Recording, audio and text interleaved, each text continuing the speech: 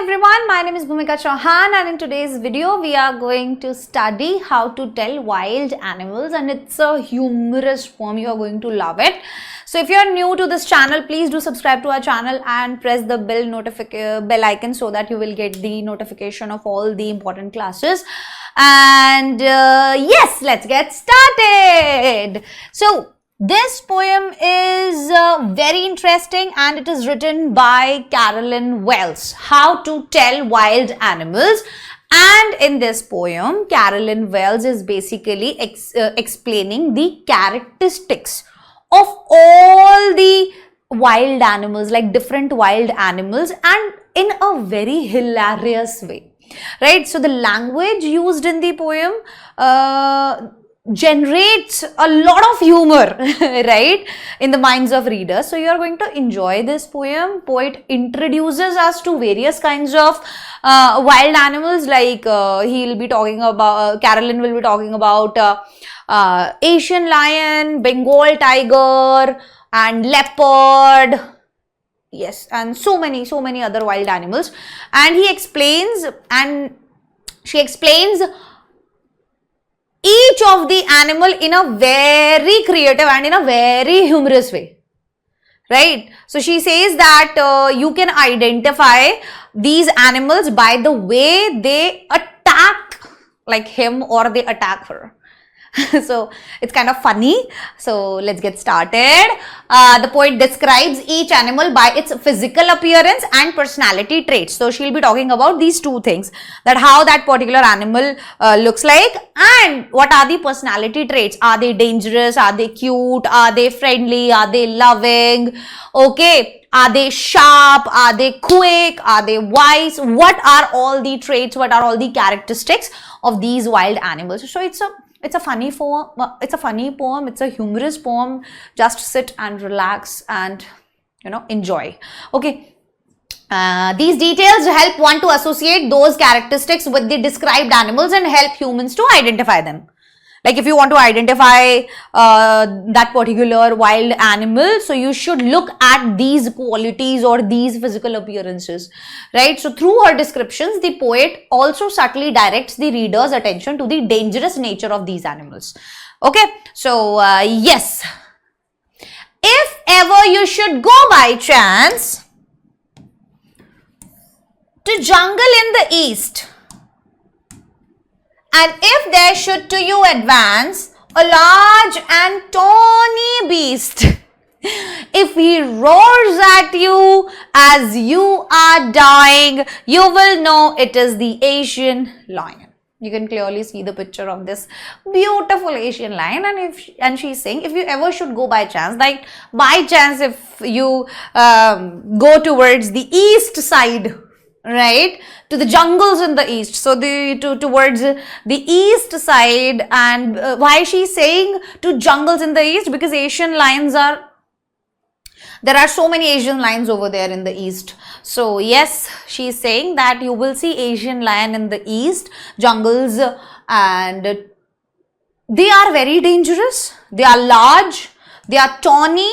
If he roars at you as you are dying, tawny as in yellowish brown color, and beast is a wild animal, right? So if there should to you advance a large and tawny beast, that if you are going and by chance, like by chance in front of you, there is this big yellowish brown color wild animal, and if he makes a very loud sound, right, the sounds of wild animals like tiger and lion, right, while you are dying, she's saying, if he roars at you as you are dying, that means he is so dangerous that if he is in front of you, if that animal is in front of you, you are going to die. You will get scared because of the voice, right? So the poet says that if you ever get the opportunity to visit the jungles of the east, so the east here means here is countries of the eastern part of the world, right? And if you encounter an animal, you should to you advance That means if you encounter a yellow, big, brown color animal whose tremendous roar, right, makes you die out of fear, right? So he's so quick, he's so dangerous. Even if you hear the roar of that particular wild animal, you will die out of fear. You'll be that scared, right? Then it is sure enough that you have seen a dangerous Asian lion. So what are the characteristics of this of lion, Asian lion? It's tawny, it's yellowish brown color. It's of yellowish brown color, and he has and it has a fearful roar, obviously, and it is very dangerous and obviously beautiful, right? And it is found in the jungles of eastern countries, right? Or if sometime when roaming round, a noble wild beast greets you with black streaks on a yellow ground, just notice if he eats you. This simple rule may help you learn the Bengal tiger to discern. So noble means possessing outstanding qualities. Okay. So he's saying noble beast. She's saying noble beast. So maybe she's trying to say that tiger has so many qualities. Discern means to make out or to identify. So in this stanza, or if sometime when roaming around, so if you're roaming around in the jungles of the eastern side, right? So how will you identify that it's a Bengal tiger? So while roaming, if you come across a Bengal tiger, she refers to it as a noble beast because it looks quite calm and quiet, though it is dangerous enough, right, to kill its prey at once with black strips on a yellow ground. So black strips on a yellow ground as in yellow skin and black strips over there, right? So it is dangerous. It is dangerous enough to kill its prey at once. Poet describes the appearance of the Bengal tiger. It's beautiful, right? With black strips on yellow skin, yellow colored skin, right? So it's shiny, and just notice if he eats you. So the poet humorously remarks that you can identify this animal to be the Bengal tiger if it kills you and eats you. So it's funny. This simple rule may help you learn the Bengal tiger to discern. So if you want to identify the Bengal tiger, so if he sees you, if it sees you, if it kills you, and if it eats you, then it's a Bengal tiger. Tiger is that much dangerous. Bengal tiger is that much dangerous. Okay, got it? Now, if strolling forth a beast you view, whose hide with spots is peppered, as soon as he has leapt on you, you will know it is the leopard. It will do no good to roar with pain. He'll only leap and leap again. Oh God, again. Strolling means walking casually. A beast you view, a wild animal. Forth means forward. Okay? Forth means forward. Whose hide with spots is peppered. Hide means the skin of that animal. Peppered means it is covered with spots. Like this. As soon as he leapt on you, leapt as in jumping towards you, right? You will know it is the leopard. Like it's so quick that you will not get any time to think about it, that what is happening. It will do no good to roar with pain. He will only leap and leap again. So in this stanza, poet describes the characteristics of leopard. It is also dangerous, and poet is saying that if you go on walking and you're strolling into the jungle as if you're a stupid person and see an animal with this yellow skin and peppered black dots, like the spots, right? And if it jumps on you, as soon as it sees you, then be assured that you have seen a leopard. You have confronted a leopard. Right? So, nice, no?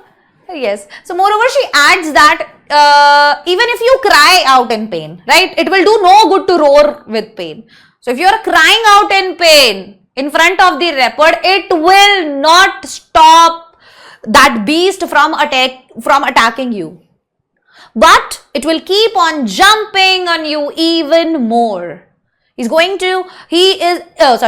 not going to stop. Whether you're crying in pain doesn't matter. So leopard will not show any kindness, right? It is as dangerous as all other wild animals, like lion and Asian lion and Bengal tiger and leopard. They are all dangerous, right? So as soon as it sees you, it is going to jump on you and it is going to eat you and not going to show any sympathy towards you, right?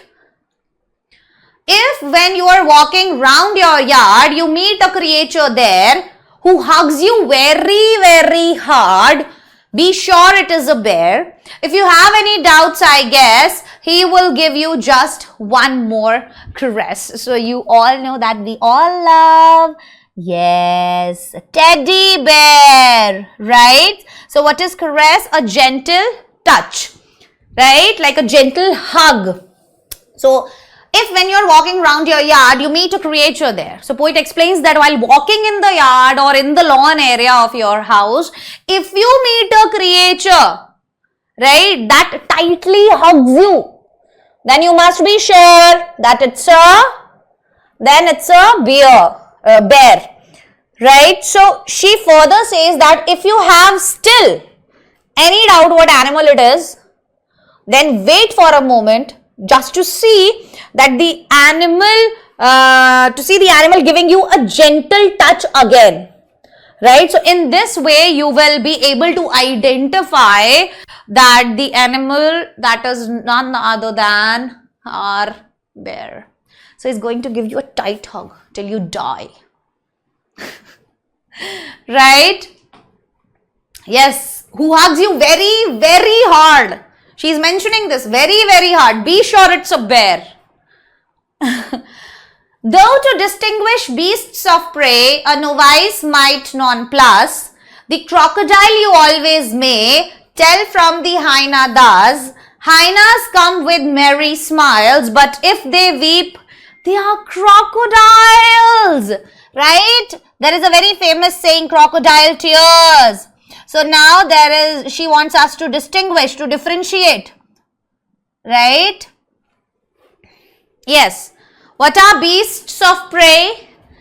Though to distinguish beasts of prey. So beasts of prey, any type of animal that hunts other animals for their food, right? Novice might nonplus. Novice, someone new to a job. Okay? And might nonplus. Nonplus, be confused. The crocodile you always may tell from the hyena, thus hyenas come with a merry smiles, but if they weep, they are crocodiles. You all know what she's trying to convey. She's saying that you need to differentiate. How will you differentiate between a crocodile and a hyena? Right? So she's drawing our attention to the fact that it will be difficult for a person to identify who is new to this job. Right? Whether it's a hyena, whether it's a crocodile, right? So if a person is new to this job, like recognizing animals, so here poet explains the way of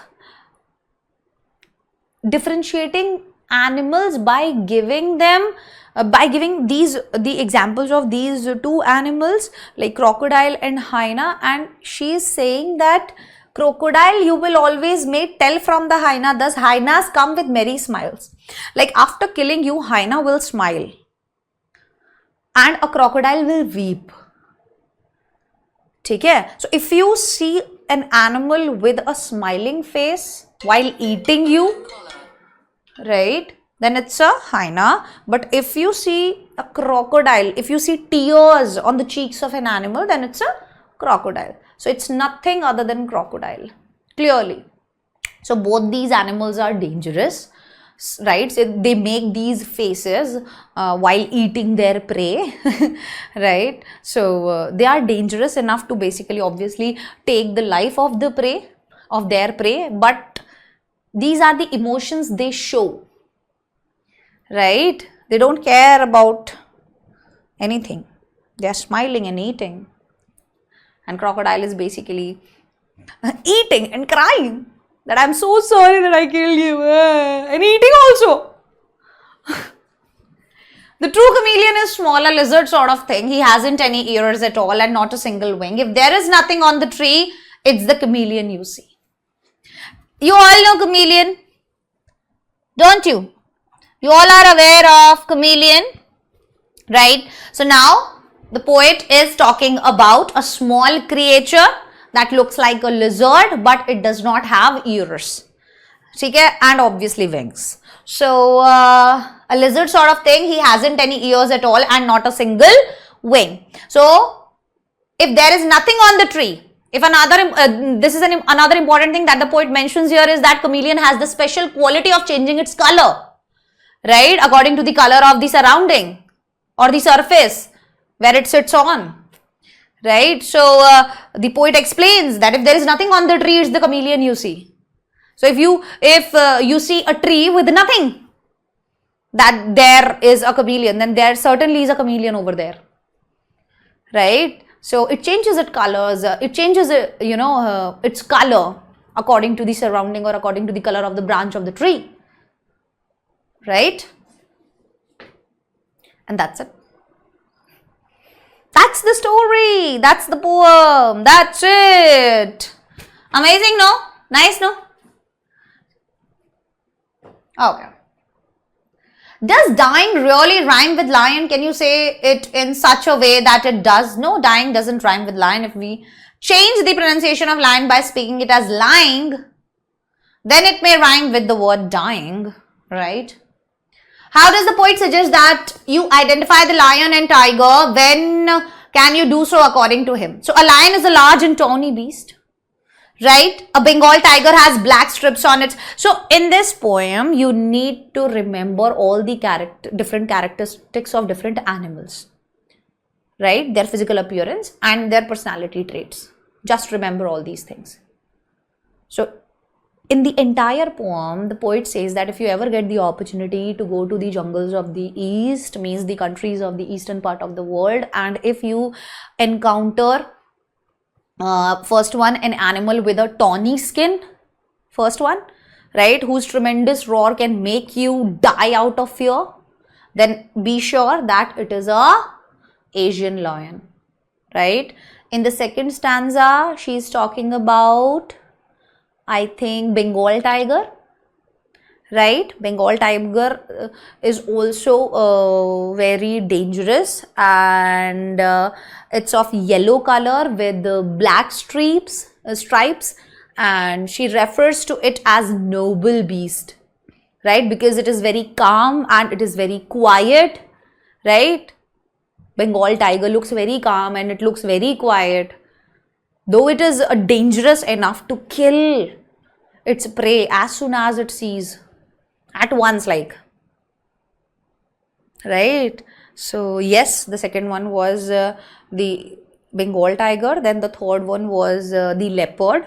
It's also very dangerous, and it is going to leap again and again and again. It is not going to show any sympathy or any kindness towards its prey, right. It is also very dangerous, yellow skin again, and peppered skin, like black dots on the skin, and very dangerous, and very quick, very fast, right. Yes. After that, talking about the bear, that if you want to identify a bear, you will see it in your yard and it is going to give you a tight hug until you die. Then it is talking about hyena and crocodile. Like, hyena usually smiles while eating its prey, and crocodile usually cries while eating its prey, right? And then she talks about chameleon. Chameleon is basically, chameleon has this characteristic of changing its color according to the surrounding or according to the place where it sits, right? So yes, all these examples, you need to remember all these details, like small details about the physical appearance and about all these characteristics, right, of these animals. That's it. There is nothing else in this poem, right? So yes, while a tiger attacks silently, we can identify the two while roaming in the jungle. So are we that stupid that we will roam in such a, like, we will roam in jungle like that? You know, I think nobody will do that. Yes. Do you think the words leapt and leapt in the third stanza are spelled correctly? Why does the poet spell them like this?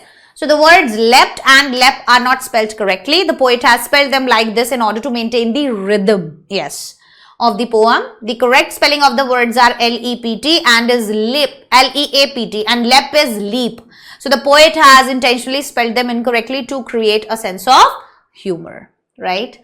Do you know what a bear hug is? It's a friendly and strong hug such as bears are taught to give as they attack you. Again, hyenas are taught to laugh and crocodiles to weep as they swallow their victims. Are there similar expressions and popular ideas about wild animals in your own language? So you can do it on your own, right? Like a bear hug is when the bear hugs his prey tightly with both hands and presses him to death.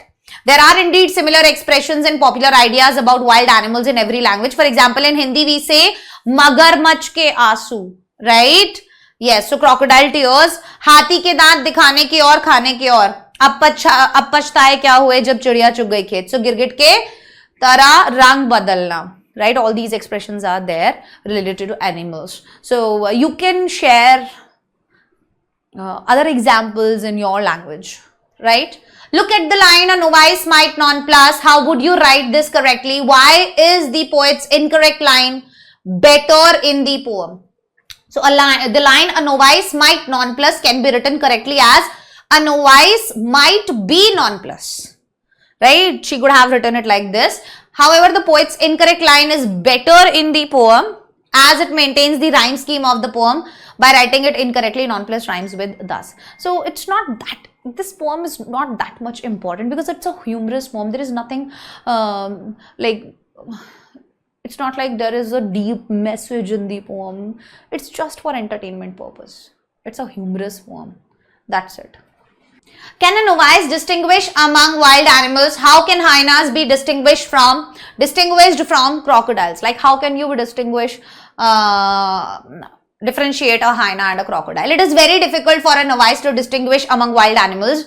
He can be easily confused, but it is very easy to distinguish between crocodiles and hyenas, right? Hyenas come with merry smiles and crocodiles can be recognized by the tears in the eyes, right? So poet says that if you see the animal with a smiling face, then it is a hyena, but if you see the animal with teary eyes, then be sure it's nothing other than crocodile. Both these animals are dangerous, right? They can easily take your life, easily. Okay, so there is this important thing, an important exam, right, for all of you. I think you all know about MVSAT. It's a very big, like it's a very big scholarship test. Why am I saying again and again that it's a big scholarship test? Like, why? Because, wait a minute. Why am I saying this? Because if you give Mega Vedantu scholarship admission test, you are going to get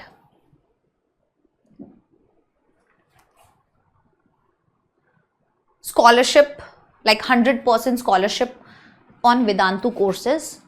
Other than that, you can get 150 crore worth of scholarship. You can find out where you stand in 2.5 lakh students. All the test takers, like 2.5 lakh students who are giving this Mega Vedantu scholarship admission test, you can find out your all India ranking, right? You're in class 10th, in 11th and in class 12th, you'll be preparing for so many other competitive exams for sure, right? And for competitive exams, there is this one thing which is very important, that's practice, confidence, performance during that particular time period, your focus, your determination, everything matters. How you solve your questions, how quick you solve your questions, how you perform under pressure. Can you solve these questions under a time limit, right? So all these things are important. And Mega Vedantu Scholarship Admission Test, like 2026, a scholarship test that rewards your dreams. You can win 2 crore worth of cash prize and rewards. So these are all very big rewards, obviously, and very big, I think it's a very big opportunity for a student at this point of time. And it's very easy. You just need to go in the description and you will see a link of Mega Vedantu Scholarship Admission Test, MVSAT. Press on that link, click on that link, register now, enter your mobile number, you'll get an OTP, enter that OTP and register now. What are the dates?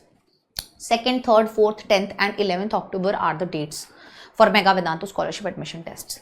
Now, students really get confused. What is this test? What sort of questions are we going to get in the test?